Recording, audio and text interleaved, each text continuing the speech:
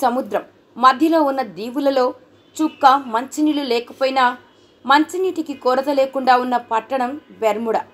Bermuda అనేది పలు ద్వీపాల సమూహం. ఒకప్పుడు అగ్ని పర్వతాల నుంచి ఎగసిన లావా గట్టిపడి భూమిగా ఏర్పడడంతో అక్కడ ఇల్లు కట్టుకొని ప్రజలు నివసిస్తున్నారు.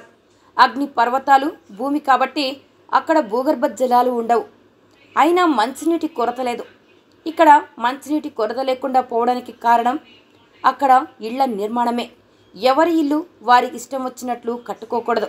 మన దేశంలో లాగా ప్లాన్ ఒక రకంగా తీసుకొని ఇల్లు మరో రకంగా కట్టుకోవడం, రకరకాల రంగుల్లో చిత్ర విచిత్ర డిజైన్లలో ఇల్లు కట్టుకోవడం అక్కడ పూర్తిగా నిషిద్ధం, నేరం కూడా. బెర్ముడాలో ఇల్లు కట్టుకోవాలనుకుంటే ప్రతి ఒక్కరూ ఒకే పద్ధతిలో ఇల్లు కట్టాలి. ఇంటి మీద రూఫింగ్ కూడా తెల్ల సున్నంతోనే వేయాలి. ప్రతి ఇల్లు కూడా అలాగే ఉంటుంది. ఇలా ఎందుకో తెలుసా? ప్రతి నీటి బొట్టు ఇంటి పైకప్పు మీద పడి ఏటవాలుగా ఉన్న పైకప్పు నుంచి కిందకు జారి కింద నుంచి ఇళ్ల కింద ఉన్న మంచినీటి ట్యాంకుల్లో వెళ్ళిపోతుంది. ఈ నీరే ఏడాది పొడుగునా బెర్ముడా ప్రజలకు జీవనాధారం. అందువల్ల వర్షపు నీటిని నిల్వ చేసుకునే విధానంలోనే అక్కడ ఇళ్ల నిర్మాణం జరగాలి. అలా కట్టిన ఇంటికి మాత్రమే పర్మిషన్ ఉంటుంది, లేదంటే ఆ ఇళ్లను కూల్చివేస్తారు. దాదాపుగా బెర్ముడా ద్వీపంలో ఇళ్లన్నీ ఇలాగే ఉంటాయి.